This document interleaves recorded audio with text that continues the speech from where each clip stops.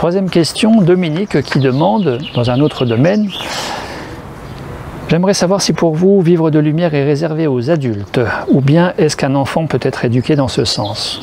Alors, est-ce que le prana est réservé aux adultes, ou est-ce qu'un enfant peut être éduqué dans ce sens?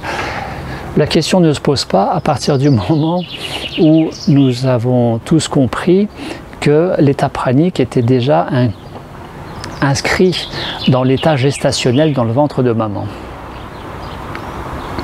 Ça, c'est une chose.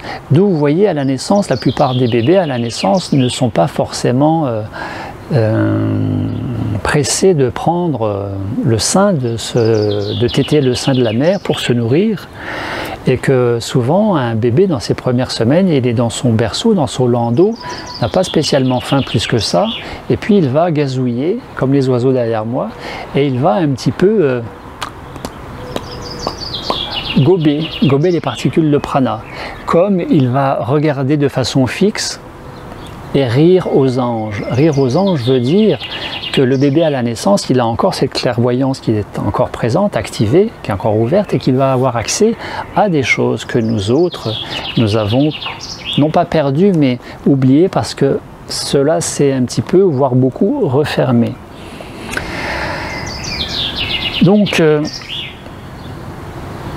c'est une question qui ne se pose pas, parce que l'enfant, il n'est pas moins pranique que l'adulte. L'adulte qui mange 3 fois, 4 fois, 5 fois par jour et qui fait 200 kg, il est aussi pranique d'un point de vue quantique.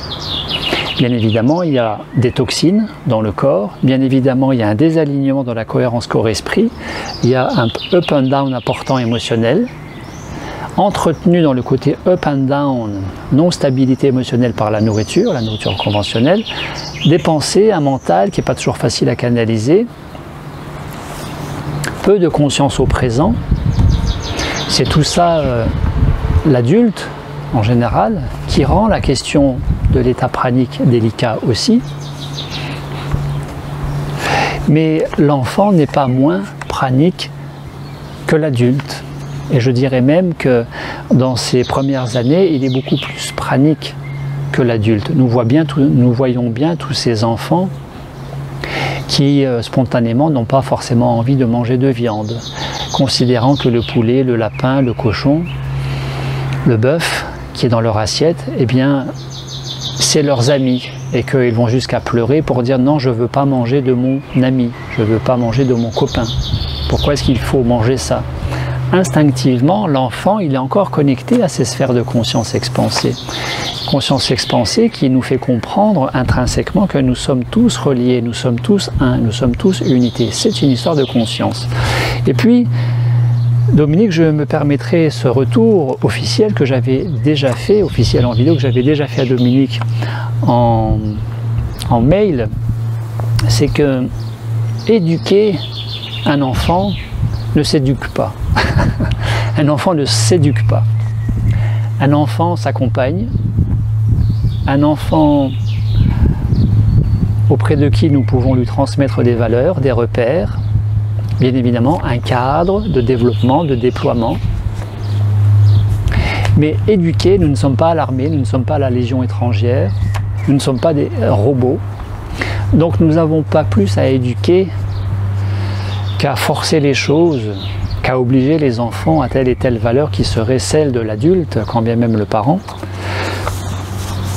J'aurais envie de dire que l'option la plus large possible pour l'enfant serait que l'adulte laisse le plus le choix possible à l'enfant de se nourrir comme il le souhaite, fruits, légumes, viande, féculents, etc., produits laitiers, pourquoi pas, mais que tout cela soit sur la table et que l'enfant choisisse instinctivement ce que lui a envie. Je n'ai pas dit gâteau et bonbons, je n'ai pas dit ça. Mais souvent nous obligeons l'enfant à manger qualitativement, quantitativement, selon ce que le parent a décidé pour lui qui était bon. Or l'enfant ne se laisse jamais mourir de faim et instinctivement, je fais une fois encore une mise à part des sucreries, sucre industriel, saccharose, mais l'enfant il sait ce qui est bon pour lui. Et si l'enfant est frugal, s'il mange peu, à partir du moment où il n'est pas squelettique, où il n'est pas malade, il est en bonne santé, il est en vitalité physique, il est joyeux, pourquoi forcer l'enfant à telle nourriture en quantité et en qualité? Voilà. Je vous invite à regarder sur la thématique du pranisme enfant ou adolescent, je vous invite à regarder l'article, à regarder de plus près l'article de la revue Nexus de 2016 où il y a eu 25 pages et où vous découvrirez les deux praniques enfants-adolescents, Maxime et Marlène. Une fois encore, réponse de ma part non exhaustive. Merci à Dominique.